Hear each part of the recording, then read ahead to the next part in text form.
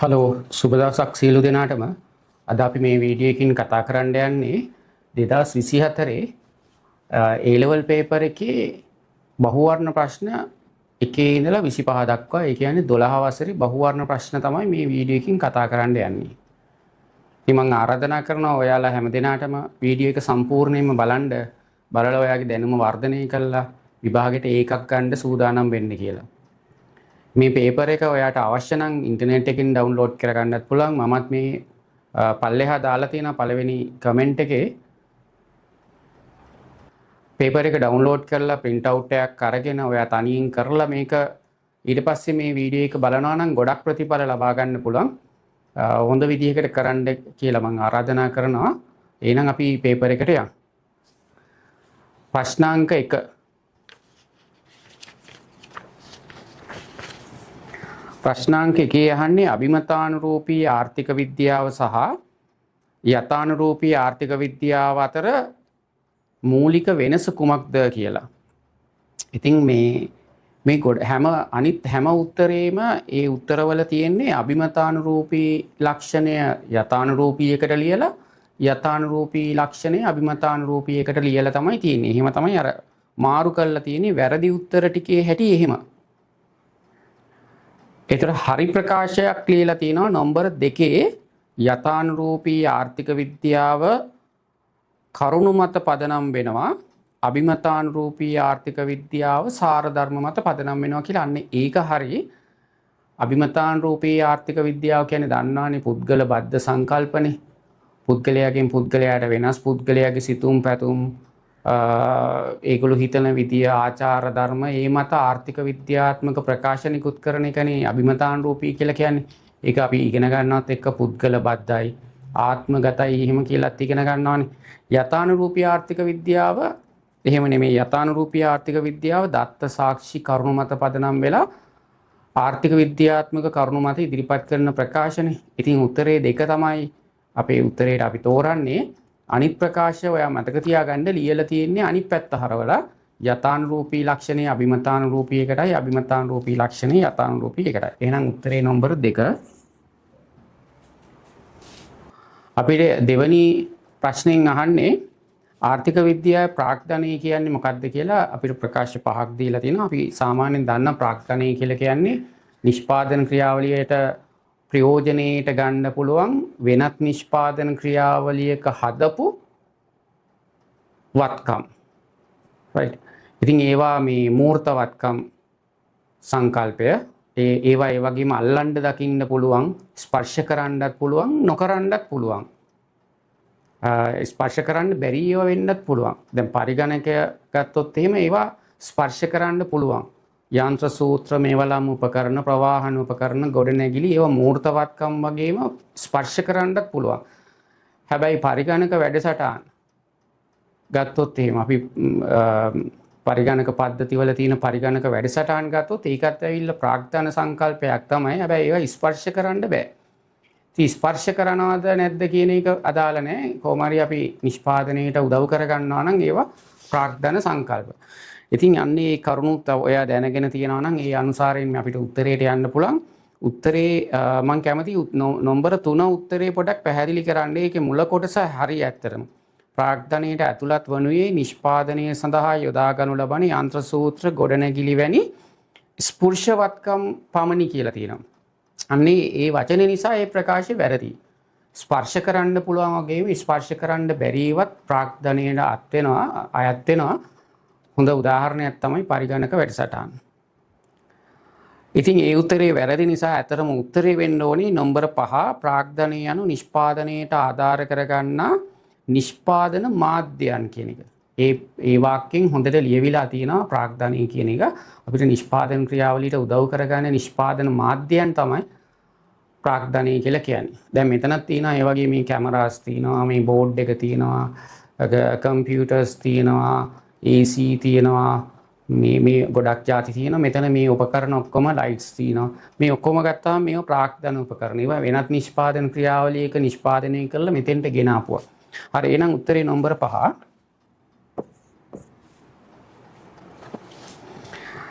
අපි නම්බර 3 කතා කරන්න යන්නේ නිෂ්පාදන හැකියා මායිම් වක්‍රයක එක ලක්ෂයක ඉඳලා තවත් ලක්ෂයකට ගමන් කිරීමේදී මොකද වෙන්නේ කියලා. හරි. ඉතින් ඒකට අදාළ රූප සටහනක් ඇඳ මේ වගේ. එතකොට මේ අපි එක ලක්ෂයක කියලා කිව්වේ අපි හිතමු A ලක්ෂය කියලා. A ඉඳලා B දක්වා යනවා කියලා. මෙහෙම දෙයක් තමයි ප්‍රශ්නේ අහලා තියෙන්නේ. A ඉඳලා B වලට යනකොට මෙන්න මේ පැත්තෙන් නිෂ්පාදනය අඩු කරන්න වෙනවා. A සම්පත් ටික මෙහෙට ගෙනහිල්ලා තමයි මේ පැත්තෙන් නිෂ්පාදනය වැඩි කරන්න වෙන්නේ. මේ පැත්තෙන් නිෂ්පාදනය වැඩි කරන්න වෙන්නේ. එතකොට අනිවාර්යයෙන්ම ආවස්තික පිරිවැයක් හට ගන්නවා. තවත් ලක්ෂයකට ගියොත් ආයි හට ගන්නවා. තව ලක්ෂයකට ගියොත් ආයි හට ගන්නවා. ඉතින් ඒ වගේ මේ වක්‍රය දිගේ එක එක ලක්ෂයෙන් ලක්ෂයට මාරු වෙනකොට ආවස්තික පිරිවැය අනිවාර්යයෙන්ම හට ගන්නවා. හැබැයි වක්‍රයේ මතම තමයි තවදුරටත් ලක්ෂය තියෙන නිසා කාර්යක්ෂමතාවයේ මේ වෙනසක් හටගන්නේ. උපයෝජනයේ වෙනසක් හටගන්නේ. කාර්යක්ෂමතාවයේ වෙනසක් හටගන්නේ. ඒ කියන්නේ මෙන්න මේ ලක්ෂ්‍ය තවදුරටත් පූර්ණ සේවා නියුක්තිය සහ පූර්ණ කාර්යක්ෂමතාවයේ තමයි ක්‍රියාත්මක වෙන්නේ. ඉතින් ඒක නිසා ඊට අනුකූලව අපි උත්තරයට ගියොත් නම්බර 2 තමයි උත්තරේ. ආවස්තික පිරිවැයේ වෙනසක් සිදුවන නමුදු නිෂ්පාදන කාර්යක්ෂමතාවයේ වෙනසක් සිදු නොවේ. එහෙනම් නම්බර 3 උත්තරේ 2. අපි ඊට පස්සේ 4 වෙනි ප්‍රශ්නේ කතා කරන්න යන්නේ. 4 වෙනි ප්‍රශ්නේ අපෙන් අහන්නේ සමාජවාදී ආර්ථික පද්ධතියක ප්‍රධාන ලක්ෂණයක් වනුයේ කුමක්ද කියලා. ද සමාජවාදී ආර්ථික පද්ධතිය වල අපි ලක්ෂණ නිකන් මතක් කරමු.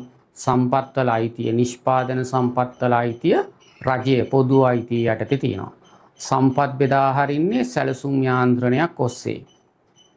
ඊට පස්සේ සැලසුම් අධිකාරිය විසින් තමයි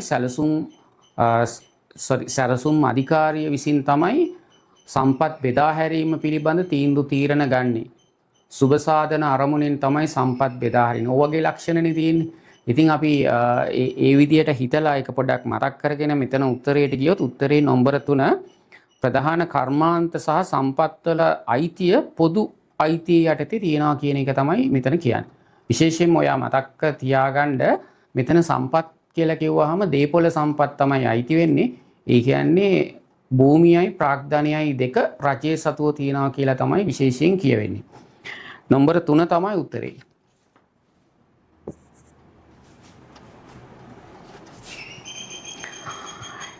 ඊට පස්සේ ප්‍රශ්නාංක 5 සැපීම් වක්‍රයක් දිගේ චලනයක් ඇති කළ හැකි සාධකය මොකක්ද කියලා අහනවා. වක්‍රයේ දිගේ ගමන් කරන්නේ. ඒතකොට ඔයා දන්න කාරණයක් තමයි සැපීම් වක්‍රයක් වේවා ඉල්ලුම් වක්‍රයක් වේවා වක්‍රය දිගේ ගමන් කරනවා කියලා කතාවක් තියෙනවා.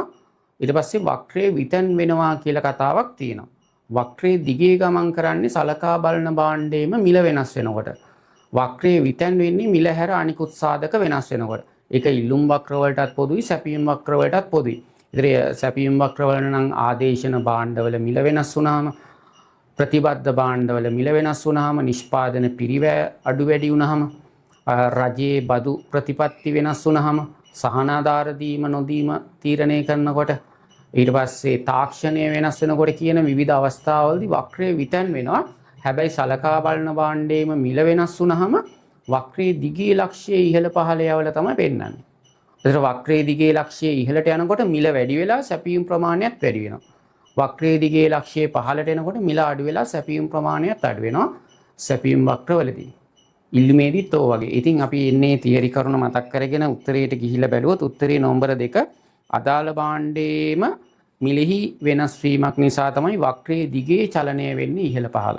නම්බර 2 තමයි උත්තරේ. ඉතින් ඔයා මේකට අදාළ තියරි කරුණු හොඳට දන්නවා නම් මේ මං කියන ඒවා හොඳට තේරෙනවා. ටක්කාලා තේරෙනවා. පොඩ්ඩක්වත් වරදින්නේ නැහැ. ඉතින් බලන්න ඔයා හොඳට තියරි ඉගෙනගෙන විභාගයට යනවා නම් මේ හරිම ලේසි මේ පේපර් එක. ඔයාට මේ පේපර් සමාරු වෙන්නේ වෙන මොකුත් නෙමෙයි. තියරි පන්තිය ඉස්කෝලේ හරි ටියුෂන් පන්තිය හරි තියරි එක හරියට පිළිවෙලට ක්‍රමානුකූලව A to Z step by step මේක සෙට් වෙලා නැතුව තමයි මේ සබ්ජෙක්ට් එක අමාරු වෙන්නේ. ප්‍රශ්න අමාරු වෙන්නේ.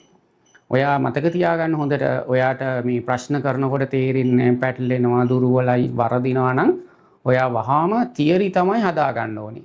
හොඳ දන්න සබ්ජෙක්ට් එක හොඳට දන්න ටීචර් කෙනෙක්ගෙන් තියරි ඉගෙන ගන්න. රයිට්.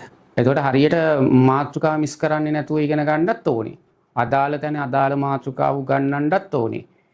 ඉතින් ඊට පස්සේ ඔයා ඒව පාඩම් කරලා තේරුම් අරගෙන තියෙනවා නම් මේ ප්‍රශ්න හරියට මේ තියරි එකට හරියටම සෙට් වෙන්න තමයි මේ පේපර් එක හදන ඒ මහාචාර්යතුමන්ලා හදලා තියෙන්නේ. ඉතින් ඒක නිසා මේ පේපර්ස් වල බොහොම හොඳයි. කිසිම වැරද්දක් නැහැ.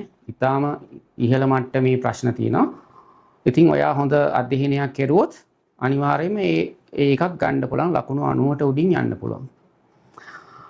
අපි නම්බර 6 කතා කරන්න යන්නේ එක් කරුණක් හැර පහත සඳහන් සියල්ලම සාමාන්‍ය භාණ්ඩයක් සඳහා ඇති වෙළඳපොළ ඉල්ලුම් වක්‍රය දකුණට විතැන්වීමට හේතු වේ. එතකොට මම අර ඉස්සෙල්ලත් ප්‍රශ්නෙත් කිව්වානේ ඉල්ලුම් වක්‍රය දකුණට වමට විතැන් වෙන්නේ ඉල්ලුම් වක්‍රය හරි සැපයීම් වක්‍රය හරි වමට දකුණට විතැන් වෙන්නේ මිල හැර අනිකුත් සාධකයක් නිසා කියලා. ඒතර මේ ප්‍රශ්නේ අහලා තියෙන ඉල්ලුම් වක්‍රය අනුසාරයෙන්නේ. ඒතර ඉල්ලුම් වක්‍රයක් විතැන් වෙන්නේ ඉල්ලුමනේ දැන් කතා කරන්නේ අපි. එතකොට ඉල්ලුමට අදාළ ආදේශන භාණ්ඩවල මිල වෙනස් වීම නිසා. එතකොට වක්‍රය විතැන් වෙනවා.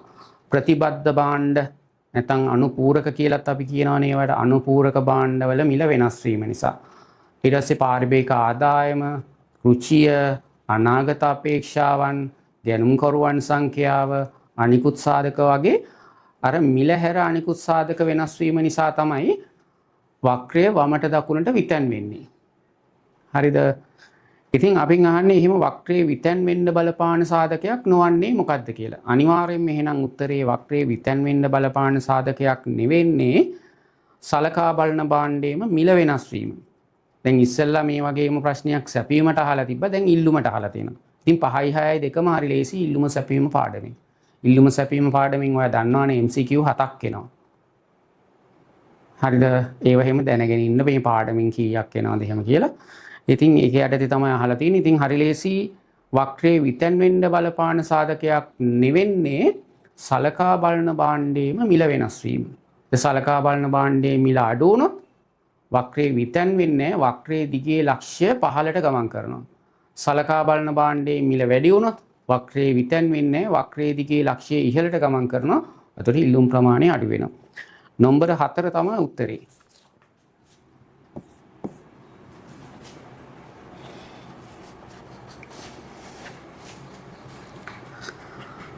ඊට පස්සේ අපි කතා කරන්න යන්නේ නම්බර 7.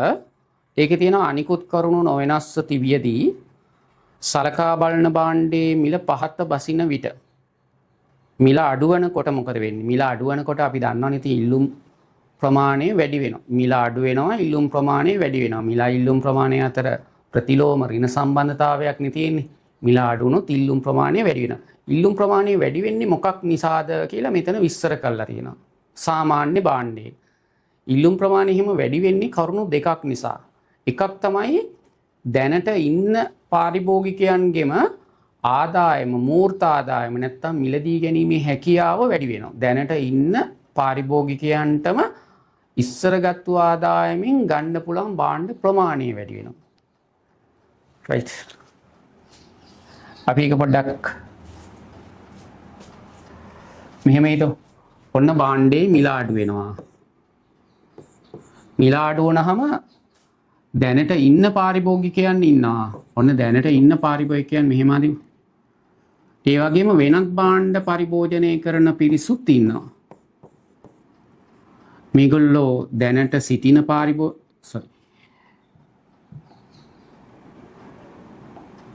මේගොල්ලෝ දැනට සිටින පාරිභෝගිකයන් මේගොල්ලෝ අලුත් පාරිභෝගිකයන්.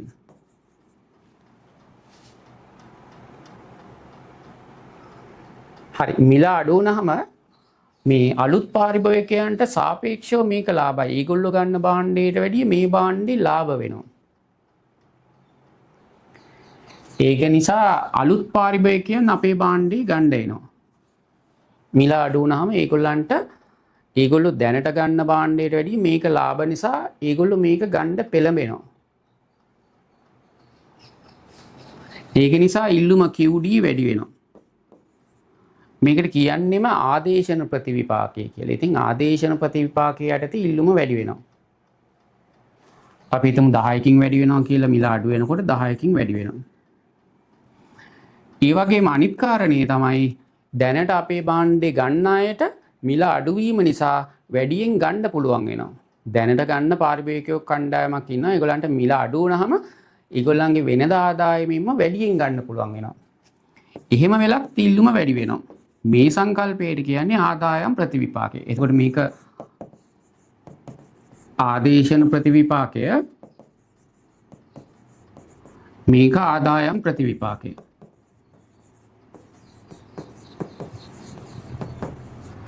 හරිද?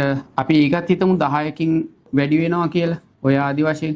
ඉතින් ඒකේ ප්‍රතිඵලයක් හැටියට මිල අඩු වෙනකොට ඉල්ලුම් ප්‍රමාණය වැඩි වෙනවා. රයිට්. ඉල්ලුම් ප්‍රමාණය වැඩි වෙනවා 20කින් කියලා හිතමු. ඔන්න ඔහොම සංසිද්ධියක් තමයි ඔය කියන්නේ ප්‍රශ්නේ. ඉතින් ඒක විස්තර කරලා තියෙන්නේ හරියටම නම්බර 5. ආදේශන ප්‍රතිවිපාකයේ ආදායම් ප්‍රතිවිපාකයේ අභිභවා යනවා කියලා මෙතන කියලා තියෙන්නේ. ප්‍රශ්නයක් නැහැ. ආදේශන ප්‍රතිවිපාකයේ අපි තු මේක නිකන් හරියට ඒගොල්ලෝ කියලා තියෙන විදිහට මේක 20ක් වගේ කියලා හිතන්නකො. කමන්නේ 20ක් වගේ. එතකොට මෙතන 30ක් වගේ වෙනවා කියලා හිතන්න පුළුවන් අපිට. එහෙම නොවෙන්න උනත් පුළුවන්. ඉතින් ප්‍රශ්නයක් නැහැ. කොහොම හරි වැඩි වෙනවානේ. වැඩි වෙනවා තියෙන්නේ. මිල අඩු වෙනකොට අලුත් පාරිභෝගිකයන් එනවා. ඒකෙන් ඉල්ලුම වැඩි වෙනවා. ඉන්න පාරිභෝගිකයන්ගේ ක්‍රය ශක්තිය වැඩි වෙලා ඉල්ලුම වැඩි වෙනවා. ඒ දෙකේම ප්‍රතිඵලයක් හැටියට ඉල්ලුම වැඩි වෙනවා කියලා හරියට විස්තර කරලා තියෙනවා නම්බර 5. අනිත් ඒවා ගන්න බෑ. ඉතින් ඒක නිසා 5 තමයි උත්තරේ.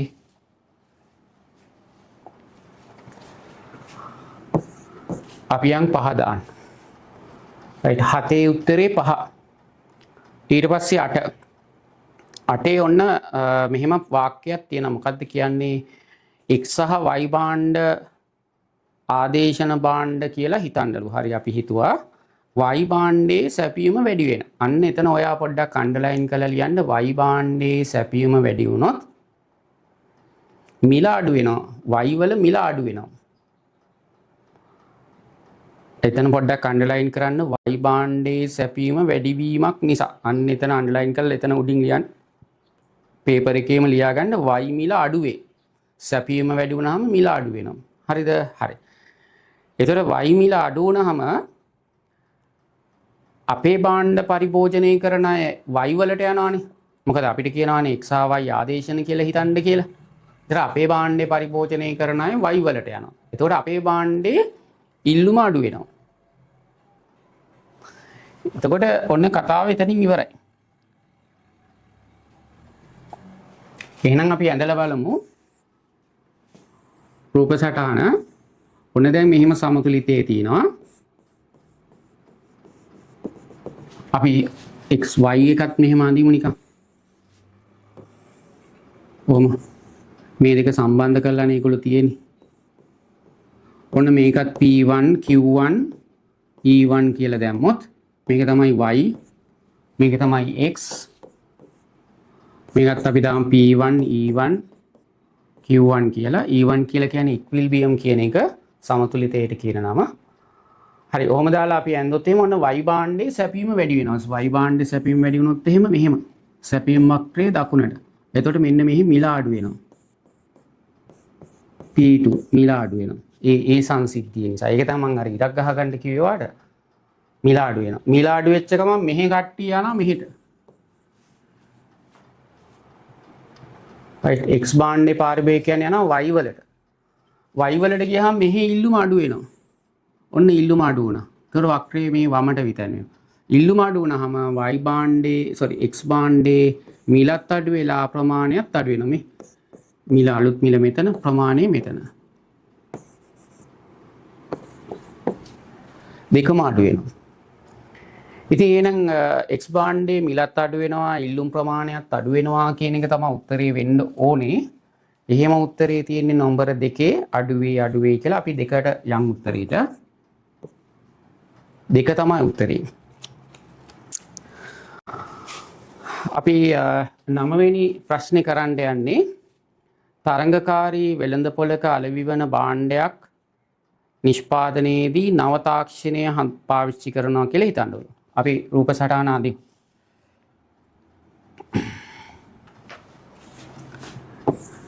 කොහොම ඔන්න ඉල්ලුම් සැපීම් වක්‍ර මෙන්න සමතුලිතය ඔය පුරුද්දට වගේ මේ MCQ එකක් කරනකොට රූප සටහනට ගිහිල්ලා හරි ලේඛනයකට ගිහිල්ලා හරි සමීකරණයකට ගිහිල්ලා හරි මේක විශ්ලේෂණය කරලා උත්තරයට යන්න. එතකොට වරදින්නේ නැහැ. නිකන් ඡේදයෙන් කියලා තියෙනකොට ඒක දිහා බලන් ඉඳලා උත්තර ගන්න යන්න එපා. ඒක වැඩිපුර වරදින්න ඉඩ තියෙන වැඩක්. ඒක ඔය මේ ප්‍රස්තාරිකට හරි සමීකරණයකට හරි ලේඛනයකට හරි ඒ කියන තොරතුරු පරිවර්තනය කරගන්න. ඒක තමයි හරි ක්‍රමය. එතකොට අපිට කියනවා මොකද්ද අලුත් තාක්ෂණය හඳුන්වලා දුන්නයි කියලා හිතන්න. තාක්ෂණය හඳුන්වලා දුන්නා නම් සැපීම් වක්‍රය දකුණට විතර වෙනවා. සැපීම වැඩි වෙනවා. සැපීම වැඩි වුණාම මෙහි මිල අඩු වෙනවා. ඒ විතරක් නෙමෙයි ප්‍රමාණය වැඩි වෙනවා. සමතුලිත ප්‍රමාණය. මෙතන අපිට වැදගත් වෙන්නේ ගොඩාක්ම මේ ප්‍රමාණය වැඩි වෙනවා කියන එක. මිලත් අඩු වෙනවා. ප්‍රමාණය වැඩි වෙනවා. ඉතින් දැන් ඔන්න දැන් සමතුලිත ප්‍රමාණය අපිට කලින් තිබුණේ E1 දැන් E2 කියලා ප්‍රමාණයට ආවා කියලා හිතන්නකො. ඔන්න අපි එතෙන්ට පොඩක් කොළ පාටින් ඔන්න රවුමක් දාගත්තා ඔහොම. අලුත් සමතුලිත ප්‍රමාණය E2. එහෙම වැඩි වෙනවා. මේ සංසිද්ධිය නිසා. ඒතර ඔයා දන්නා දැන් අර භාණ්ඩයක් අපි ගණ්ඩ ගියත් වැඩිපුර ගණ්ඩ පාරිභෝගික අතිරික්තය වැඩි වෙනවා. එහෙම එකක් අපි ඉගෙනගෙන තියෙනවානේ පාරිභෝගික අතිරික්තය කියන්නේ ඔයා ඇත්තටම ගන්න ප්‍රමාණය ඔයා ඇත්තටම ගන්න මිලයි ගන්න බලාපොරොත්තු වෙන මිලයි අතර වෙනස. අපිටම ඔයා දොඩම් ගන්න යනවා. ඔයා හිතනවා කමන්නේ රුපියල් 100කට හරි මම දොඩම් ගෙඩියක් ගන්නවා කියලා. ඇත්තටම ගන්න ගියාම 80ට තියෙනවා. ඒතර ඔයාට වාසීනේ 100ට ගන්න ගියේ එකේ 80ට ගන්න පුළුවන් වුණානේ. එතකොට අන්නේ වාසියටනේ අපි පාරිභෝගික අතිරික්තය කියලා කියන්නේ. ගන්න බලාපොරොත්තු වෙච්ච මිලයි ගන්න ඇත්තටම පුළුවන් වෙච්ච මිලයි අතර ධනාත්මක වෙනස. අපි ඒ වගේ එක දොඩම් ගෙඩියක් ගත්තොත් 20ක් වාසි දෙකක් ගත්තොත් 40යි. එහෙම සමුච්චනය වෙලා යනවානේ. කියුමිලේට් වෙලා නැත්තම් එකතු වෙවි යනවානේ. ඉතින් මේම දැන් සමතුලිත ප්‍රමාණය වැඩි වෙනවා කියන්නේ පාරිභෝගික අතිරික්තය එකතු වෙවි ඉස්සරහට යනවා කියන එක. ඒතකොට පාරිභෝගික අතිරික්තය වැඩි වෙනවා. නිෂ්පාදන අතිරික්තය පැත්තෙන් හිතුවත් එහෙමනේ. නිෂ්පාදකයා මේක විකුණ ගන්න බලාපොරොත්තු වෙන මිලයි ඇත්ත වශයෙන් මෙයාට විකුණ ගන්න පුළුවන් වෙච්ච මිලයි අතර වෙනස.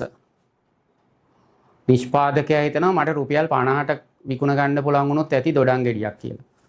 පස්සේ එයා විකුණන්න ගියාම එයාට 80ට විකුණ ගන්න පුළුවන් වෙනවා. එතකොට එයාට එක ගෙඩියක් වික්කාම 30ක් වාසි.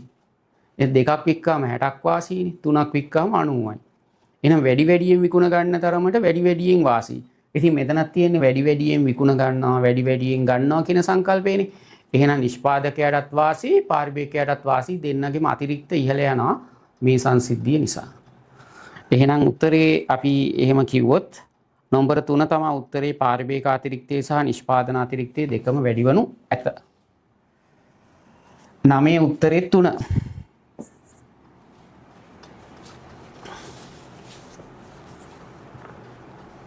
ඊට පස්සේ කතා කරන්න යන්නේ ප්‍රශ්නාංක හරි අපි ඊට පස්සේ කතා කරන්න යන්නේ ප්‍රශ්නාංක 10. ඒකේ තියෙනවා මේ භාණ්ඩයක් සඳහා ඇති ඉල්ලුමේ මිල නම්‍යතාවයේ සාමාන්‍යයෙන් ඉහළ අගයක් ගනු ලබන්නේ කියලා. ඒතර ඔයා අන්ඩර්ලයින් කරන්න නම්‍යතාවයේ ඉහළ අගයක් ගන්නවා කියන්නේ මොකක්ද කියන එකට. නම්‍යතාවයේ ඉහළ අගයක් ගන්නවා කියලා කියන්නේ නම්‍යයි කියන එකට. ඒතර එහෙනම් මේ අහන්නේ නම්‍ය භාණ්ඩයක් ගැන. ඒතර නම්‍ය භාණ්ඩයක අර නම්‍ය භාණ්ඩයකට අදාළ සාධක තමයි මේ උත්තරයට සම්බන්ධ කරලා තියෙන්නේ. දන්නවා භාණ්ඩය නම්‍ය ඔය දන්නවා මේ නම්‍ය භාණ්ඩයකට අදාළ සාධක තමයි ආදේශන භාණ්ඩ වැඩි ආදායමෙන් වැය කරනවා විශාල ප්‍රතිශතයක් ඒ වගේම තමයි මිල වෙනස් වීමෙන් පසු ගත වෙන කාලය වැඩි ආදි වශයෙන් තියෙනවානේ. ඉල්ලුමින් භාණ්ඩයක නම්‍යතාවයේ තීරණය වන සාධක ඒකට සමයි සම්බන්ධ කරලා තියෙන්නේ. ඒ කරුණට අනුව උත්තරේ මෙතන 4 වෙන්න ඕනේ. පාරිභෝගික වියදමේ විශාල කොටසක් මේ භාණ්ඩයට වෙන් කරනවා සහ ආදේශන භාණ්ඩ බහුලයි කියලා තියෙන උත්තරේ. නම්බර 4 තමයි උත්තරේ. අපි එහෙනම් දාමු 4 කියලා 10 උත්තරේ 4. අපි ඊට පස්සේ කතා කරන්න යන්නේ ප්‍රශ්නාංක 11. ඒකේ තියෙනවා ඉල්ලුමේ හරස් මිල නම්‍යතාවය. ඔය පොඩ්ඩක් බෝඩ් එක අරගෙන කතා කරමු.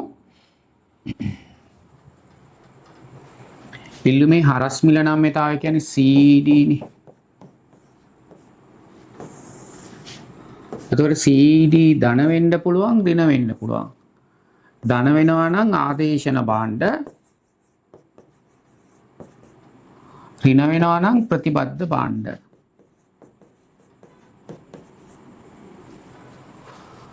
එතකොට ධන වෙලා ආපහු එකට වැඩි වෙන්න පුළුවන්, එකට අඩු වෙන්න පුළුවන්, සමීපාදේශන, දුරස්ථාදේශන කියලා මෙතන ආපහු බෙදනවත් එක්ක ඉතින් එහෙම ඉතින් කොහොම හරි මෙතන අපිට කියන්නේ හරස් ඉල්ලුම් නම්‍යතාවය ඒගොල්ලෝ එවලා තියෙන උත්තරේ සලකා බලන භාණ්ඩ දෙක ආදේශන භාණ්ඩ වේ නම්, ඒ කියන්නේ මේ පැත්ත ආදේශන භාණ්ඩ වේ නම් ශූන්‍යයට වඩා ඉහළාගයක් ගනු ඇත කියලා. ඒ කියන්නේ ශූන්‍යයට වඩා ඉහළාගයන් කියන්නේ ධනාගයන් කියන අදහස. ශූන්‍යයට වඩා ඉහළාගයන් කියලා අදහස් කරන්නේ මෙතන ධනාගයන්. ඉතින් ධනාගයක් වෙනවා කියන එක.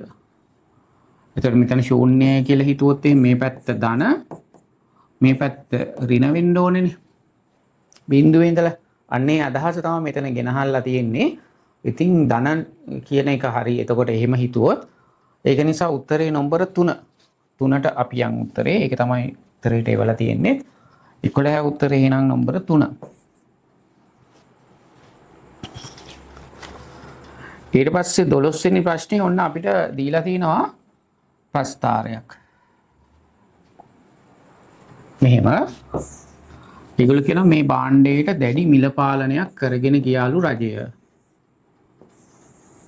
ඔහොම සමතුලිතයකුත් ලකුණු කරලත් පෙන්නලා තිනවා. සමතුලිත මිල 50යි ප්‍රමාණයක් නැහැ. ඊට පස්සේ ආයි මිල 40කුත් ලකුණු කරලා තිනවා. ඊට පස්සේ මිල ආපහු 60කුත් ලකුණු කරලා තිනවා. ඊට පස්සේ අපිට කියන උපරිම මිලකලු මේ මිල පාලනයේ තිබේ. නම් උපරිම මිල අනිවාර්යයෙන්ම සමතුලිත මිලට වඩා පහළ මිලක් වෙන්න ඕනේ. සමතුලිතයට වඩා ඉහළ මිලක් කවදාවත් උපරිම මිලක් වෙන්න බෑ. ඒක අවම මිල. එහෙනම් මේක තමයි උපරිම මිල. මේක අවම මිල වෙන්න ඕනේ. ඒක එහෙම වෙන්නම ඕනේනේ. සමතුලිත මිල මේක නම් ඉහළ මිලක් තමයි අවම මිල. නිෂ්පාදකයා ගැන හිතලානේ අවම මිලක් පනවන්නේ. පාරිභෝගිකයා ගැන හිතලා තමයි උපරිම මිලක් පනවන්නේ. ඉතින් උපරිම මිලක ඉඳලා මිල පාලනය අත්හැරියලු. අත්හැරියා නම් ආපහු මේක අනිවාර්යයෙන්ම මේ සමතුලිතයට ළඟා වෙනවා. එහෙම සමතුලිතයට ළඟා වෙනකොට අනිවාර්යයෙන්ම මේ උපරිම මිලක ඉන්නකොට වෙළඳ පොලේ භාණ්ඩ හිඟයක් තියනවා කියලාත් ඔයා දන්නවනේ. මේ භාණ්ඩ හිඟය නැති වෙලත් යනවා. මිල ඉහළට යනකොට ඉල්ලුම අඩු වෙනවා, සැපීම වැඩි වෙලා ආපහු සමතුලිතයට ළඟා වෙන නිසා මේ හිඟය අවසන් වෙලා යනවා. එහෙම තමයි ඒක ගැන හිතන්නේ. එහෙනම් උත්තරේ නම්බර 3. ඒකේ තියෙන 40 ඉඳලා 50ට ඉහළ නංවනවා හිඟේ අවසන් වෙයි කියලා. එහෙනම් 12 උත්තරේ නම්බර 3. හරි අපි එහෙනම් 13 ප්‍රශ්නෙට යන්. ඒකේ රූප සටහනක් ඇඳලා තිනවා. ඒ රූප සටහනේ තියෙන්නේ බද්දක් පැනෙව්වට පස්සේ අදාළ තොරතුරු. එතකොට අපෙන් අහන්නේ බදු ආය භාරය කීයද කියලා. ඉතින් බදු ආය භාරය හොයන්න නම් අර බද්දෙන් පස්සේ ප්‍රමාණය තියෙනවනේ. අපි චුට්ටක් ඒ රූප සටහනක බද්දක් හඳුන ගන්න යනවා නම් ඔයා කරන්න ඕනේ වැඩේ තමයි දෙවෙනි සමතුලිතයට යන්න ඕනේ. ඔන්න මාත් යනවා දෙවෙනි සමතුලිතය. 11 පාටින් කරමු. දෙවෙනි සමතුලිතය කියන්නේ මෙතන. දෙවෙනි සමතුලිතයේ ඉඳලා පළවෙනි සැපීම් වක්‍රයට මෙහිම රේඛාවක් අඳින්න. පළවෙනි සැපීම් වක්‍රයට සම්පූර්ණයෙන්ම සිරස් රේඛාවක්. ඒ කියන්නේ කොටිම කියනවා නම් මිල පැත්තට සමාන්තර රේඛාවක්. අන්න ඒකෙන් නිර්මාණය වන කොටුවෙන් තමයි බද්ධ නිරූපණය වෙන්නේ. මම ආයි කියන්නම් දෙවෙනි සමතුලිතයේ සිට පළවෙනි සැපීම් වක්‍රයට මිලාක්ෂයට සමාන්තර රේඛාවක් ඇඳීමෙන් නිර්මාණය වන කොටුවෙන් බද්ධ නිරූපණය වේ. ඒ කොටුව තමයි මේ ඇඳි. එහෙනම් බද්ධ නිරූපණය වෙන්නේ BCG කියන කොටස් වලින්. ඊට පස්සේ අපි බද්ධෙන් පස්සේ නිෂ්පාදකයාට කීයක්ද ලැබෙන්නේ කියලා කිව්වොත් එහෙම බද්ධෙන් පස්සේ නිෂ්පාදකයාට ලැබෙන්නේ මෙන්න මේ P1 මිල. එයා මේ P1 මිල යටතේ Q2 ප්‍රමාණයක් විකුණ ගන්නවා බද්ධෙන් පස්සේ. එහෙනම් එයාගේ සමතුලිතය මේ P1 නේ. සමතුලිතයෙන් යට සැපීම් වක්‍රයෙන් උඩ තමයි නිෂ්පාදකයාගේ අතිරික්තය නිරූපණය වෙන්නේ. එහෙනම් මෙන්න මේ H කියන කොටසින් තමයි නිෂ්පාදකයාගේ අතිරික්තය නිරූපණය වෙන්නේ. එහෙනම් නිෂ්පාදන අතිරික්තය H. බද්ධ ප්‍රමාණය BCG. ඊට පස්සේ අපි නිල් පාටින් කරමු. මෙන්න මේ බද්ධ නිසා සමතුලිතයේ අඩු වෙච්ච ප්‍රමාණය තියෙනවානේ. ඒකට අපි කියමු ඌණ නිෂ්පාදනය හරි ඌණ පරිභෝජනය හරි වුණා කියලා. මෙන්න මේ කොටස අන්නේ ප්‍රමාණය වෙනුවෙන් ඒ ඌණ පරිභෝජනය කරන ප්‍රමාණය වෙනුවෙන් මේ තියෙන ඌණ පරිභෝජනය හරි ඌණ නිෂ්පාදනය හරි කරන ප්‍රමාණය. ඒ ප්‍රමාණය වෙනුවෙන් පිරිවැයයි මෙතනින් පෙන්වන ප්‍රතිලාභයි අතර ગેප් එක තමයි අහිමි වූ සුබ සාධනය කියලා කියන්නේ. එහෙනම් අහිමි වූ සුබ සාධනයේ EF. හරි එහෙනම් අපේ උත්තරේ පැහැදිලි BCG කියලා තමයි බද්ධ, H තමයි නිෂ්පාදන අතිරික්තය, E සහ F තමයි අහිමි වූ සුබ සාධනයේ උත්තරේ නම්බර 4. එහෙනම් අපි දාමු උත්තරේ නම්බර 4 කියලා. right. හරි ඊළඟට අපි 14 වෙනි ප්‍රශ්නේ කතා කරන්න යන්නේ. 14 රජයේ පාරිභෝගිකයන්ට සහල් මිල වැඩි නොකොට සහල් මිල වැඩි කරන්නේ නැහැලු. සහල් මිල වැඩි කරන්නේ නැතුව වැඩි ආදායමක් දෙන්න අදහස් කරනවලු. ඒතර මිල වැඩි කරන්නෙත් නැහැ. එහෙනම් වැඩි ආදායමකුත් දෙන්න යනවා නම් අනිවාර්යයෙන්ම අපිට රජයට කරන්න වෙන වැඩේ තමයි ආණ්ඩුව ගානේ වැඩිපුර ගාණක් නිෂ්පාදකයාට දෙන එක.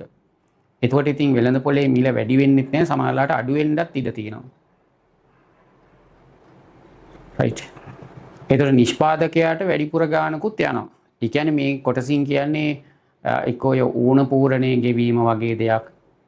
එහෙම නැත්නම් සහනාධාර දීම වගේ දෙයක් තමයි මේ කියන්නේ. ඒතර මේ දෙකෙන් එකක් උත්තරේ වෙන්න ඕනේ. එහෙනම් මෙතන උත්තරයක් තියෙනවා. අපි ඒක තෝරමු. වීකොවීන් සඳහා සහනාධාරයක් ගෙවීම.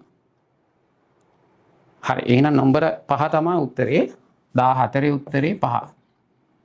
සහනාධාරයක් දුන්නාම සහනාධාරයෙන් යම් කිසි කොටසක් හරි සම්පූර්ණයෙන්ම හරි නිෂ්පාදකයාට යන නිසා නිෂ්පාදකයාගේ ආදායම වැඩි වෙනවා. ඒ වගේම තමයි මිල වැඩි වෙන්නෙත් නැහැ වෙළඳපොලේ. සමහරලාට මිල අඩු වෙන්නත් ඒක හේතු වෙන්න පුළුවන්. පාරිභෝගිකයාට කොටසක් ගියොත්.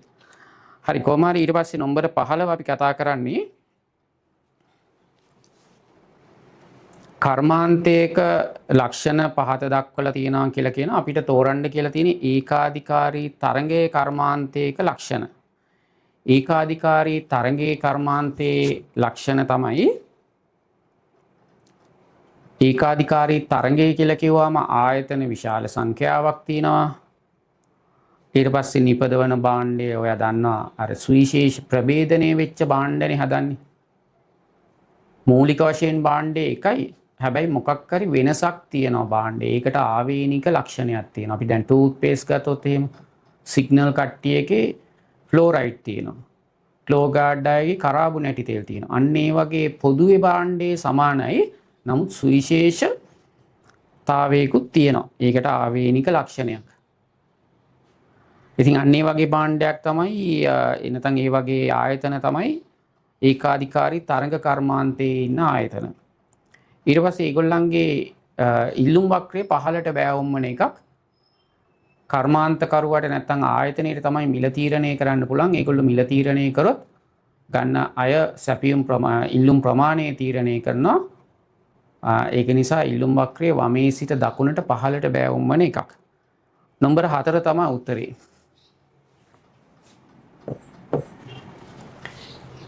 හරි. එහෙනම් අපි යන් ඊට පස්සේ 16 වෙනි ප්‍රශ්නෙට කෙටි කාලයේදී පූර්ණ තරංකාරී ආයතනයක ආර්ථික ලාභ ශූන්‍ය වෙන්නේ මොකක් නිසාද කියලා අහනවා. ඔයා දන්නවා ආර්ථික ලාභය අපි හොයන සමීකරණයක් තියෙනවානේ. ආර්ථික ලාභය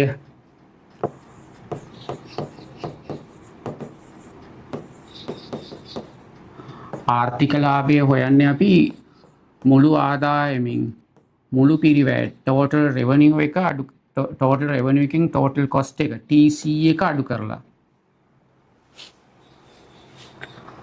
ඒතර මුළු ආදායමෙන් මුළු පිරිවැය අඩු කරාට පස්සේ ධන උත්තරයක් තියනවා නම් එතන තියෙනවා ඇත්තටම ආර්ථික ලාභයක් නැත්නම් නිෂ්ප්‍රාමාණික ලාභයක්. මෙතන මෙන්න මේ වගේ උත්තරයක් එනවා නම් අපි හිතමු මේ වගේ ධන 100යි කියලා. ඒතර ඇත්තටම ආර්ථික ලාභයක් තිබේ. ඊට පස්සේ මේ දෙකෙන් මේ දෙක අඩු කරාට පස්සේ ඍණ උත්තරයක් එනවා නම් ආර්ථික අලාභයක් නිෂ්ප්‍රාමාණික අලාභයක් තියෙන්නේ. අතිප්‍රාමාණික අලාභ. මේකින් මේක අඩු කරාට පස්සේ ශූන්‍ය අගයක් එනවා නම් මෙතන තියෙන්නේ ප්‍රාමාණික ලාභ විතරයි. එහෙනම් මේ ධන අවස්ථාවේදී නිෂ්ප්‍රාමාණික කියලා කියනවා, අතිප්‍රාමාණික කියලා කියනවා, ආර්ථික කියලා කියනවා. ආර්ථික ලාභ ඇත්තටම තියෙනවා. මෙතන නිෂ්ප්‍රාමාණික අලාභ තියෙන්නේ, අතිප්‍රාමාණික අලාභ තියෙන්නේ, ආර්ථික අලාභ තියෙන්නේ. මෙතන නිෂ්ප්‍රාමාණික ලාභ හෝ අලාභ නැහැ, අතිප්‍රාමාණික ලාභ හෝ අලාභ නැහැ. මෙතන තියෙන්නේ ප්‍රාමාණික ලාභේ විතරයි. එහෙනම් ප්‍රාමාණික ලාභය කියලා කියන්නේ නැත්නම් නිෂ්ප්‍රාමාණික ලාභ ශූන්‍ය වෙනකොට තමයි ප්‍රාමාණික ලාභ තියෙන්නේ. ඒත් මේ විදිහටනේ ඔක ගණනය කරන්නේ. ඔයා මතක් කරගන්න. එහෙනම් මේකේ ආන්තික සංකල්පයෙන් තමයි මේක ප්‍රකාශ කරලා තියෙන්නේ. එතකොට මේකේ TR වෙනුවට අපිට මිල ආදේශ කරන්න පුළුවන්, TC වෙනුවට average total cost එක ආදේශ කරන්න පුළුවන්. එක භාණ්ඩයකට කියලා තමයි එතකොට එන්නේ. ඉතින් එහෙම වුණත් කියන්න පුළුවන්. එහෙනම් එහෙම තමයි මෙතන උත්තරේ කියලා තියෙන්නේ. මිල සාමාන්‍ය මුළු පිරිවැයට සමානයි. ඒතර තමයි මෙතන උත්තරේ බිඳුව එන්නේ. එහෙනම් උත්තරේ නම්බර 5. 16 උත්තරේ නම්බර 5. ආදි වශයෙන්. ඉතින් ඔය දිගු කාලයේදී නිෂ්පාදන ක්‍රියාවලිය හා සම්බන්ධ මේ වක්‍රය මෙන්න මෙහෙම පැතලි U අකුරේ හැඩයක් ගන්න වක්‍රයක්, long run average cost curve එක. මේකේ අදියර 3ක් අපි ඉගෙන ගන්නවානේ. එක අදියරයක් තමයි මෙන්න මේ අදියර. මේ අදියරට කියන්නේ වැඩෙන පරිමාණානුකූල ඵල කියලා. මේ දෙවැනි අදියර ස්ථාවර පරිමාණානුකූල ඵල. තුන්වෙනි අදියර හීනවන නැත්තම් අඩුවන කියලා කියනවා, අඩුවන පරිමාණානුකූල ඵල. ඒතර වැඩෙන පරිමාණානුකූල ඵල හට ගන්නකොට තමයි දිගු කාලීන සාමාන්‍ය පිරිවැය මෙහෙම පහතට බෑවුම් වෙන්නේ. මේකට හේතුව තමයි නිෂ්පාදන ක්‍රියාවලියේ පිරිමැසුම් හට ගැනීම. මහා පරිමාණයෙන් නිෂ්පාදනය කරනකොට අමුද්‍රව්‍ය විශාල වශයෙන් මිලදී ගැනීම, මහා පරිමාණයෙන් අලෙවිකරන වැඩසටහන් ක්‍රියාත්මක කිරීම, දක්ෂ කළමනාකරුවෝ බඳව ගැනීම, තාක්ෂණ එකතු කර ගැනීම වගේ දේවල් නිසා නිෂ්පාදන ක්‍රියාවලිය පිරිමහිනවා. රයිට්. පිරිමැසුම් හට ගන්න. පිරිමැසුම් හට ගන්නකොට තමයි පරිමාණානුකූල ඵල වැඩෙන්නේ. එතකොට ඒක නිරූපණය වෙන්නේ දිගු කාලීන සාමාන්‍ය පිරිවැය වක්‍රේ පහළට බෑවුම් වෙලා. ඔයා මේකේ තියරි ඉගෙනගෙන තියෙන්න ඕනේ. ඊට පස්සේ මේ හරිය නිරූපණය කරන්නේ නොපිරිමැසුම් නිසා.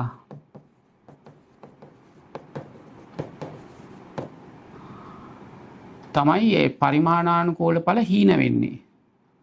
ඒක වක්‍රයෙන් නිරූපණය කරන්නේ දිගු කාලීන සාමාන්‍ය පිරිවැය වක්‍රය ඉහළට බෑවුම් වෙලා.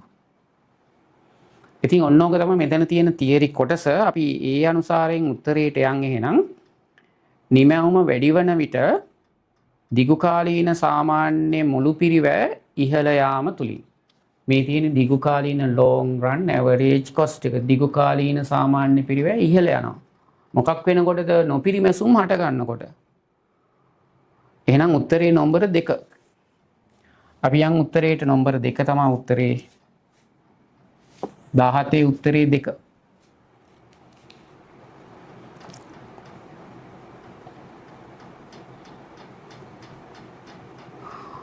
ඊට පස්සේ අපි 18 වෙනි ප්‍රශ්නේ කතා කරන්න යන්නේ. ඒකේ තියෙනවා පහත දැක්වෙන වගුවේ එහෙම තියෙනවා. ඊට පස්සේ නිමැවුම් ඒකක 5ක් නිෂ්පාදනය කිරීමේදී සාමාන්‍ය ස්ථාවර පිරිවැය කීයද කියලා අහනවා. ඒතර මේකට අදාළ තියරි කොටස් වගේක් තියෙනවා. ඒව ඔයා හරියටම දැනගන්න ඕනේ. තියරි දන්නවා නම් ප්‍රශ්නය හරිම ලේසි. ඇත්තටම ප්‍රශ්නයක් නැති තරම්. ප්‍රශ්න කරගන්න අමාරු වෙන්නේ තේරෙන්නේ නැති වෙන්නේ තනිකරම තියරි කොටසේ තියෙන ඔය දුර්වලතාවය වගේ දැනුමේ තියෙන. ඉතින් ඒකට හොඳ උත්තරේ තමයි හොඳ තියරි පන්තියක් හොයාගෙන යන්න. එක්කෝ ඉස්කෝලේ ටීචර්ගෙන් හරි හොඳට තියරි ඉගෙන ගන්න. හරියට ඉගෙන ගන්න මිස් කරන්නේ නැතුව මාතෘකා මිස් කරන්නේ නැතුව හරියට සුපිරියටම ඉගෙන ගන්න ඕනේ. තියරි කොටස. හැම තැනක්ම කවර් වෙන විදියට සමහර වෙලාවට සමහර තැන් වචනින් වචනේ තේරුම් කරගන්න ඕනේ ටීචර්ලව්ව. හැම තැනක්ම එහෙම තියරි හොඳටම තියලා ඔයත් හොඳට තියරි 7-8 පාරක් පාඩම් කරලා ගත්තනම් මේ ප්‍රශ්න එහෙමම තියරි කියලා දෙනවා. හරිම ලේසි උත්තර ගන්න. ඉතින් එහෙම තමයි වෙන්න ඕනේ වැඩේ. හරි අපි එහෙනම් 17 වෙනි ප්‍රශ්නය කතා නෑ 18 වෙනි ප්‍රශ්නේ කතා කරන්න යන්නේ. ඒකේ තියෙනවා නිමැවුම් මට්ටම තියෙනවානේ. නිමැවුම් මට්ටම තියෙනවා අපි කෙටියෙන් දාගමු 1 2 3 4 5 ආදි වශයෙන් තියෙනවා. මුළු පිරිවැය තියෙනවා. මුළු පිරිවැය තියෙනවා. මුළු පිරිවැය කොහොමද 250 295 ඔය ආදි වශයෙන් තියෙනවා. ඊට පස්සේ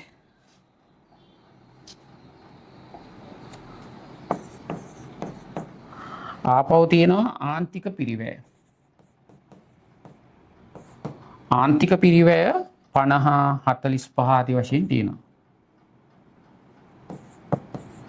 ඔහොම.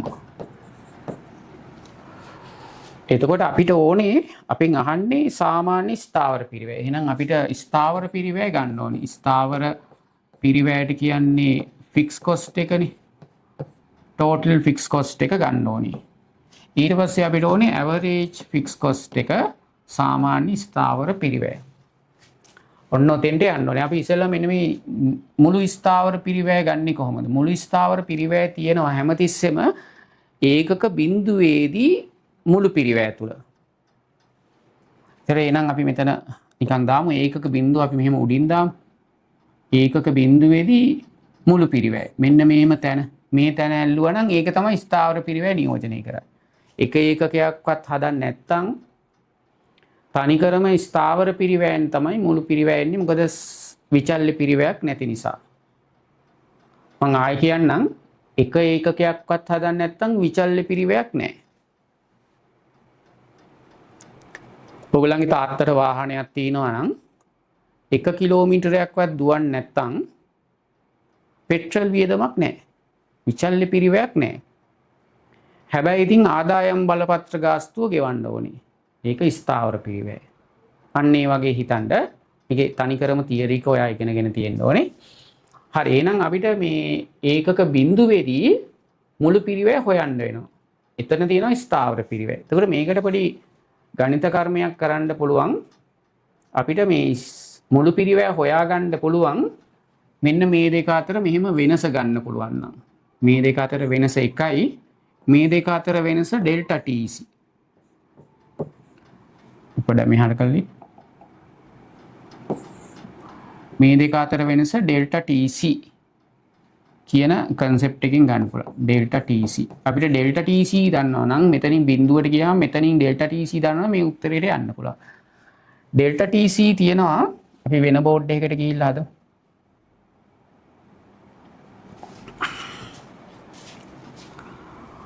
ඔන්න ඩෙල්ටා TC තියෙනවා මෙන්න මේ සූත්‍රය. මොකද්ද?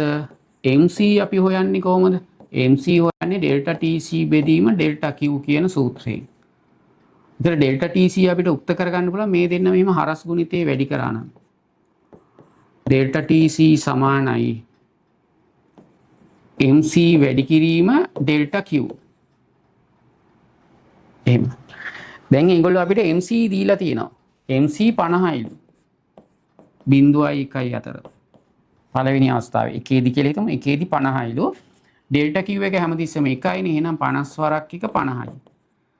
ඒ කියන්නේ ඩෙල්ටා TC 50යි. එහෙනම් අපිට ඒක අරගෙන යන්න පුළුවන්.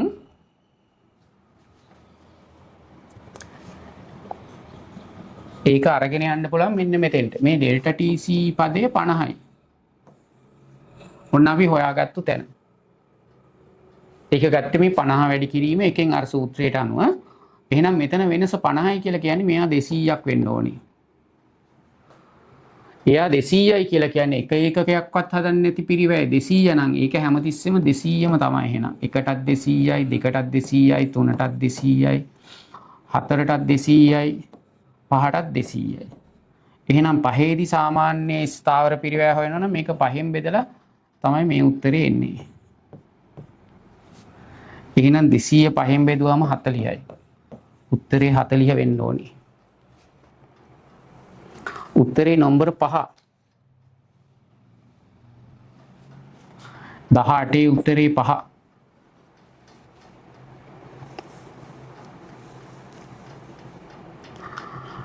ඊට පස්සේ අපි 19 කතා කරන්න යනවා. එකතු කලාගය ක්‍රමවේදයට අනුව දලදේශීය නිෂ්පාදිතය ගණනය කරන්නේ කොහොමද කියලා අහනවා. එකතු කලාගය ඇත්තටම එකතු කලාගය කියලා කියන්නේ මොකක්ද? එකතු කලාගය කියන්නේ නිෂ්පාදන ක්‍රියාවලියේ දල නිමැවුමේ වටිනාකමින් අතරමැදි පරිභෝජනය අඩු කරාට පස්සේ ලැබෙන උත්තරේ.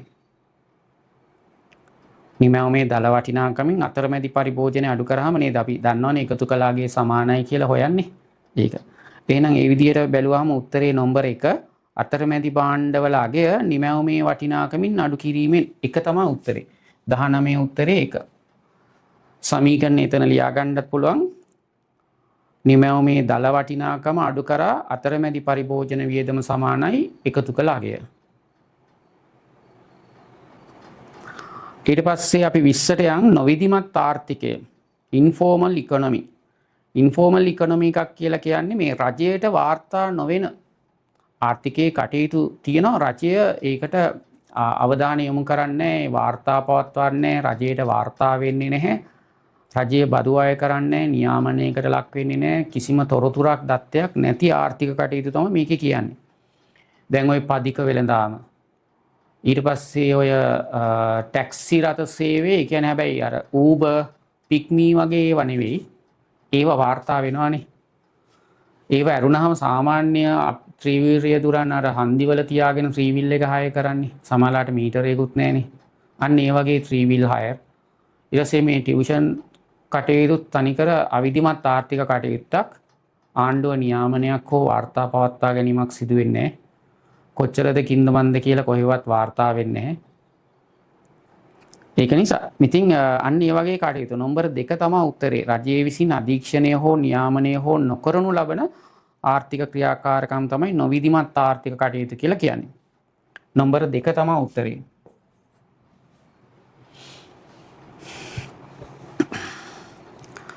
දල ජාතික ආදායමට වඩා දල වැය කළ හැකි දල ජාතික වැය කළ හැකි ආදායම ඉහළින් පවත්නා ආර්ථිකයක් පිළිඹු කරන්නේ. ඒතර ඔය ජාතික ගිණුම්කරණය පාඩමත් හොඳටම කරලා තියෙන්න ඕනේ. එකෙන් තෝරගන්නවා නම් ලකුණු 10ක කොටසක් තෝරගන්න ලැබෙනවා. ප්‍රශ්න MCQ බහුවර්ණ ප්‍රශ්න 4ක් එක්ක තෝරගන්නේ නැත්නම් බහුවර්ණ ප්‍රශ්න 4 විතරයි. පේපර් එක ගැන හොඳ අවබෝධයකින් අධ්‍යයනය කරලා විභාගයට සූදානම් වෙන්න. හරිම ලේසි බොහොම තර්කානුකූලව හරියට තියරි පන්තියකට ගිහිල්ලා පිළිවෙලට හැමදේම කරගත්තොත් කිසිම අමතර ආයාසයක් නැතුව හරි ලේසියෙන් විභාගයට ඒකක් ගන්න පුළුවන්. කැම්පස් යන්නත් පුළුවන්. ඔයා දන්නේ නැති සර්ලා ළඟට, පැහැදිලි නැති ගුරුවරු ළඟට ගිහිල්ලා වැඩේ ටිකක් අනා ගන්නවා කියලා කියන්නේ අපි අනාගත්තට පස්සේ ආපහු හරි ගස්ස ගන්න බෑ. ඊට පස්සේ ගොඩක් ළමයි කරන්නේ අත්හැරලා දාන එක. එතකොට ඉගෙනීමම කඩාකප්පල් වෙනවා. හැමතිස්සෙම විෂය ඕනම විෂයක් හොඳ දක්ෂ ගුරුවරු ළඟට යන්න. මුලින් ඉඳලම ඊටසේ ගුරුවරයාත් එක්ක හොඳට පරිණත විදියට ගුරුවරයා උගන්වන්න ඕනේ. හොඳට තියරි ඒවා මේ කියලා දෙන්න ඕනේ. හරියට පිළිවෙලට ගානට මාතෘකා එකක්වත් මිස් කරන්නේ නැතුව හරි තැනදී හරි මාතෘකා හරි විස්තර ඔක්කොම කියලා දුන්නා නම් හරීම ලේසි විභාග පාස් වෙන්න. එහෙනම් ඉතින් මේ වගේ ටිකක් හරබර විෂයන් ඉගෙන ගන්න පරිණත ගුරුවරු වෙන්නත් ඕනේ. ඉතින් කොහොම හරි හොඳ ගුරුවරු නිතරම තෝරගන්න. ඒකෙන් තමයි මේක වැඩේ 80%ක්ම ගොඩ එතනින්. ඉස්කෝලේ ටීචර් වුණත් කමන්නේ හොඳට උගන්වනවා නම් ඔයා ගිහිල්ලා ඉස්කෝලේ ටීචර්ත් එක්ක බොහොම හිතවත් ටීචර්ගෙන් ඔක්කොම කරුණු අහගන්න පුළුවන්. ටීචර්ස්ලා හොඳට ට්‍රේන් කරලා තියෙන. ඒගොල්ලන්ට මේ විෂය හොඳට පුළුවන්. හොඳ පරණ ගුරුවරු ඉන්නවා ඉස්කෝලවලත්. ඒගොල්ලන්ගෙන් වුණත් කමන්නේ පන්ති වලින් වුණත් කමන්නේ හරියට විෂය කරුණු හරියට පිළිවෙලට තිතටම ඉගෙන ගන්න ඕනේ විශේෂයෙන්ම තියරි එක. ඒක තමයි පළවෙනිම කොන්දේසිය. එහෙම කරලා තියනවා නම් ඔයා විභාගයේ වැඩේ 80%ක් સમાપ્ત කරනවා. ඉතුරු ටික පේපර්ස් වලින් හදා ගන්න තියෙන්නේ. කරලා. අපි ඊට පස්සේ කතා කරන්න යන්නේ බලමු 21 තමයි කතා කරන්න යන්නේ. අපි 21ට යන් දල ජාතික හරි. ඒක අපි කිව්ව ප්‍රශ්නේ දල ජාතික ආදායම. ඔය තියෙනවනේ මෙන්න මෙහෙම සංකල්පයක් ඔය අහලා ඇති. මොකද්ද ඒකේ දල ජාතික ආදායම තියෙනවනේ. දල ජාතික ආදායම අපි හිතමු 1000යි කියලා. ඕකට අපි එකතු කරුවොත් විදේශයන්ගෙන් ලැබෙන විදේශ ශුද්ධ වර්තන සංක්‍රාම කියන එක. මේක නිල සහ පෞද්ගලික සහ නිල වශයෙන් කොටස් දෙකකටත් බෙදෙනවා. පෞද්ගලික සංක්‍රාමාපව් ලැබීම් ගෙවීම් කියලාත් යනවා. ඒක නිසා තමයි ශුද්ධ කියලා කියන්නේ. ඔතන එහෙම කතාවක් තියෙනවා. ඔන්න ඕක එකතු කරොත් අපි හිතමු ඒක 20යි කියලා, ධන 20යි කියලා. කොහොම ධන නම් ඉතින් දාන්නේ අපි මෙතන දාමු ඒක. එතකොට මෙහෙම එකතු කරාම ලැබෙන උත්තරේ තියෙනවනේ. අපි ධන ලකුණ අයින් කරමු නේද? 20යි කියලා දාමු. මෙහෙම එකතු කරාම ලැබෙන උත්තරේ තියෙනවනේ.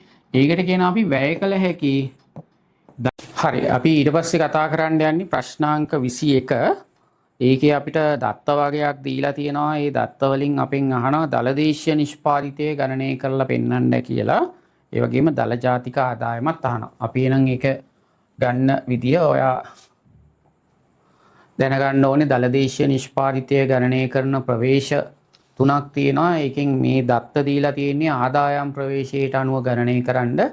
ආදායම් ප්‍රවේශයෙන් දලදේශීය නිෂ්පාදිතය ගණනය කරන්න මෙන්න මේ විදිහට සේවක ආදායම්, දල මෙහෙයුම් අතිරික්තය, මිශ්‍ර ආදායම් වෙනම දීලා තියෙනවා වෙන්න පුළුවන්.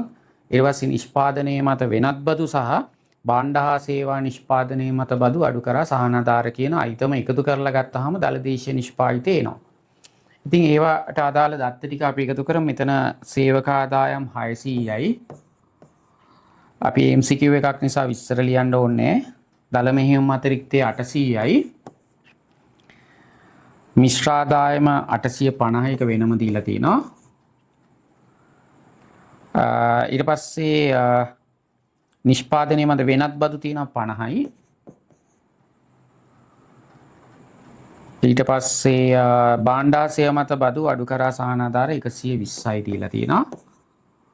සමහර වෙලාවට මේ දල මෙහෙයුම් අතිරික්තයේ ඇතුළෙම මිශ්‍ර ආදායම් තියෙනවා වෙන්න පුළුවන්. දැන් මෙතන නම් එහෙම තියනවා වෙන්න බෑ. මොකද මේක 850යි මේකයි තියෙන්නේ 800යිනේ. ඉතින් හරි කොහොම හරි ඒගොල්ලෝ වෙනම තමයි දීලා තියෙන්නේ.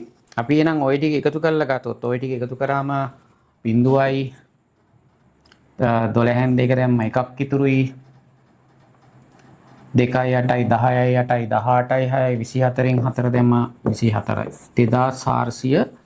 2420යි ඒකේ උත්තරේ. ඊට පස්සේ දල ජාතික අහනවා. එහෙනම් 2420 දලදේශීය නිෂ්පාදිතය අරගෙන මේකට එකතු කරනවා විදේශ ප්‍රාථමික ආදායම් කියන අයිතමය. එතකොට තමයි ජාතික සංකල්පය එන්නේ. එහෙනම් ඒකේ යගේ තියෙනවා ඍණ 20යි කියලා එකතු කරනවා ඍණ 20ක්. එකතු කිරීමක් කරන්නේ හැබැයි ඍණ 20යි. එතකොට 2400යි කියලා 20 කැපිලා යනවා. හරි එහෙනම් උත්තරේ හරි පැහැදිලි. 22 උත්තරේ නම්බර 1. ඊට පස්සේ අපි 23 ප්‍රශ්නේ කතා කරන්න යන්නේ. ඔන්න අපිට දත්ත වගයක් දීලා තියෙනවා. අපි මේ දත්ත ටික පොඩ්ඩක් ලියමු. මේමයි තියෙන්නේ එකක් තියෙනවා මේ ආර්ථිකයේ රුපියල් මිලියන 200කින් ආයෝජනය වැඩි කරාම ඒ කියන්නේ ඩෙල්ටා I 200කින් 200කින් වැඩි කරාම පරිභෝජනය 800කින් වැඩි වෙනවලු. ඒ කියන්නේ ඩෙල්ටා C 800කින් වැඩි වෙනවලු. ඒ කියන්නේ මේ දෙකම වැඩි වෙනවා කියලා කියන්නේ එහෙනම් E වැඩි වෙනවා ඩෙල්ටා E වෙනවා. ඒ කියන්නේ ඩෙල්ටා E ම තමයි සමතුලිතයේදී ඩෙල්ටා Y වෙන්නේ. E නැත්තම් Y ඒකත් වැඩි වෙනවා මේ දෙකේම. අපි සාමාන්‍යයෙන් E වලගේ ලියන්නේ C ධන I කියලානේ. ඒතර C වැඩි වෙලා I වැඩි වුණාම අපිට මේක මෙහෙම ලියමු අපි. ඩෙල්ටා c වැඩි වෙලා ඩෙල්ටා i වැඩි වුණාම මේ පදේ වෙනස් වෙනවා. එහෙනම් ඩෙල්ටා y එක වෙනස් කරගන්න පුළුවන් අපිට මේ දෙකේම එකතුව 1000කින්. එහෙනම් 200 ධන 800 සමානයි 1000කින්. මේක අපි හොයාගත්තේ උත්තරයක්. අපිට කියනවා ආයෝජනයේ 200කින් වැඩි කරා කියලා. ආයෝජනයේ 200කින් වැඩි කරා නම් නිමැවුම 1000කින් වැඩි වෙනවා මේ කියන කතාවට අනුව. කොහොමද ඒක වෙන්නේ? ආයෝජනයේ වැඩි කරාම පරිභෝජනයත් වැඩි වෙනවනේ. මේ දෙකේම එකතුවෙන් නිමැවුම වැඩි වෙනවා. ඉතින් මේක ඔයා තේරුම් ගන්න ඕනේ. එහෙනම් අපිට මෙහිම සූත්‍රයක් ලියන්න පුළුවන්. අපිට ගුණකය හොයන්න පුළුවන්. මොකද්ද ගුණකය? ඔන්න අපි දන්නවා මේ ආයෝජනයක වෙනසක් හටගත්තාම නිමැවුමේ වෙනසක් හටගන්න බව දැන් අපිට තොරතුරු තියෙනවා. ඒක වෙන වාර ගණනට තමයි අපි ගුණකය කියලා කියන්නේ. කොහොම වෙන්නේ? ආයෝජනයේ වෙනස් වුණාම නිමැවුම වෙනස් වෙනවා මේ ගුණක වාර ගණනකින් වැඩි වෙලා. එහෙනම් මෙතන උත්තරේ තියනවානේ 200යි කියලා. මෙතන උත්තරේ අපි හොයාගත්ත 1000යි කියලා. එහෙනම් අනිවාර්යයෙන් මේකෙන් බෙදුවාම මෙතන උත්තරේ ඒ කියන්නේ ගුණක වාර ගණන අනිවාර්යයෙන්ම 5ක් වෙන්නම ඕනේ. ඉතින් ඒක ඩෙල්ටා y බෙදීම ඩෙල්ටා i සමානයි ki කියන සූත්‍රයකට තියෙනවා. ඒකට දාලා වුණත් හොයන්න පුළුවන්.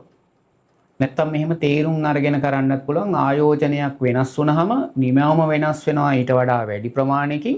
එහෙම වෙනස් වෙන වාර ගන්න තමයි අපි ඒ විචල්්‍යයේ ගුණකය කියලා කියන්නේ. මෙතන නම් ki ගුණකය.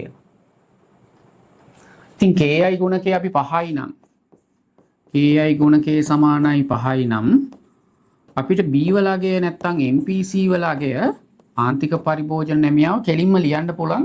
මම නම් පන්තියේ මේක උගන්වලා තියෙන්නේ මේ අතර සම්බන්ධතාවය. k වලගේ 10ක් වුණොත් MPC වලගේ 0.9යි. k වලගේ 5ක් වුණොත් MPC වලගේ 0.8යි. k වලගේ 4ක් වුණොත් MPC 0.75යි. k වලගේ 4ක් වුණොත් MPC වලගේ 0.6යි. ආදි වශයෙන් මේ k වලගේ දෙකක් වුණොත් MPC 0.5යි ආදි වශයෙන් මේ දෙක අතර තියෙන අන්තර් සම්බන්ධතාවය අපි පන්ති වල නම් කතා කරලා තියෙන්නේ. මම ඒ සිද්ධාන්තයට අනුව ගිහිල්ලා ටක් ගාලා මේකේ උත්තරේ ලියනවා. එහෙනම් මේක 0.8ක් වෙන්න ඕනේ MPC නැත්තම් B වලගේ. ඔයාලට මේව තේරෙන්නේ නැත්තම් තියරි තමයි අවුල්. ඒක නිසා වහාම තියරි හදාගන්න. තියරි හදන්න නැතුව ප්‍රශ්න විතරක් කරලා ඔයාට මේ සබ්ජෙක්ට් එක පාස් වෙන්න අමාරුයි. එක ප්‍රශ්නයක් කරාට ඊළඟ ප්‍රශ්නේ තේරෙන්නේ නැහැ නේ. න්‍යායාත්මක පදනමක ඔයා නැත්තම් හොඳට න්‍යායාත්මක පදනමක ඉන්න. එතකොට හරි ලේසි මේ ප්‍රශ්න ඔයාට කොහොමදත් තේරෙනවා. පොඩි ඔය කැල්කියුලේෂන් වල පොඩි වැරදි වුණත් අනිවාර්යයෙන්ම මේක තේරුම් ගන්න පුළුවන්. මන්නම් කියන්නේ මේවා තේරෙන්නේ නැත්තම් අනිවාර්යයෙන්ම තියරි හදාගන්න කියලා. අපි එහෙනම් උත්තරේට යන් 0.8 තමයි උත්තරේ වෙන්න ඕනේ. 23 උත්තරේ 0.8යි කියලා තියෙන්නේ නම්බර 4.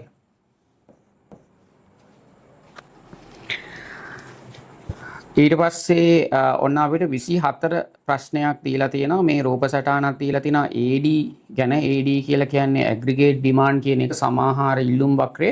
ඒකේ තිරස් අක්ෂයට මොකද දාන්නේ කියලා අහන්නේ. තිරස් අක්ෂයට දාන්නේ මූර්ත දලදේශීය නිෂ්පාදිතේ. සමාහාර ඉල්ලුම් වක්‍රයක් අඳිනකොට සිරස් අක්ෂයට දාන්නේ මිල මට්ටම, තිරස් අක්ෂයට දාන්නේ මූර්ත දලදේශීය නිෂ්පාදිතය. ඔයා මේ ටිකක් මෑත කාලෙදී මේ ජාතිය ප්‍රශ්න දෙතුන් පාරක් අහලා තිනවා. ඔයා අනිවාර්යයෙන්ම මේ සමාහාර ඉල්ලුම් වක්‍රයයි සමාහාර වියදම් වක්‍රයයි අතර වෙනස අධ්‍යයනය කරලා යන්න විභාගෙට. ඒක ගොඩක් වැදගත්. ඒ නම්බර 4 තමයි උත්තරේ. මූර්ත දලදේශීය නිෂ්පාදිතය. ඊළඟට ඔන්න අපිට තව ඒ જાතියේම ප්‍රශ්නයක් තියෙනවා. ඒගොල්ලෝ කියන සමාහාර ඉල්ලුම් සැපීම් වක්‍ර ඡේදනය වන ස්ථානයේ ආර්ථිකයේ කටයුතු කරනවා කියලා අපි රූප සටහනක් අඳිමු. right. මේක උද්දමන පාඩමටත් සම්බන්ධයි කරලා තියෙනවා. නමුත් මෙතන තමයි මේ ප්‍රශ්නේ අහලා තියෙන්නේ. ඉල්ලුම් මේ පැත්තට මිල මට්ටම එන්න ඕනේ. මේ පැත්තට මූර්ත දලදේශීය නිෂ්පාදිතය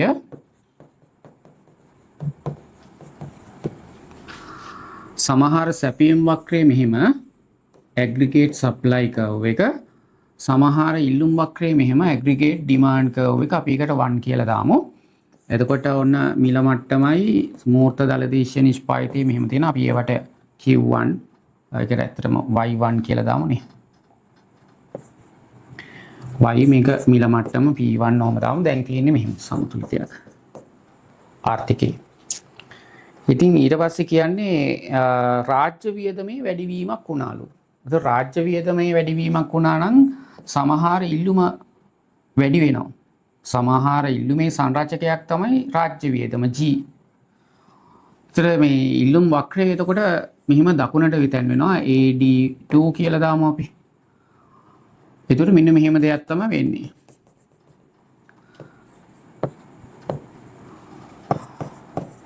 ඉතින් මේක ගැන විස්තරයක් තියෙනවා හරියට ඉහළ නිමැවුම් මට්ටමක් සහ ඉහළ නිමැවුම් මට්ටමක් කියන්නේ මෙන්න මෙහෙම වෙනස් වෙනවා කියලා තියෙන්නේ.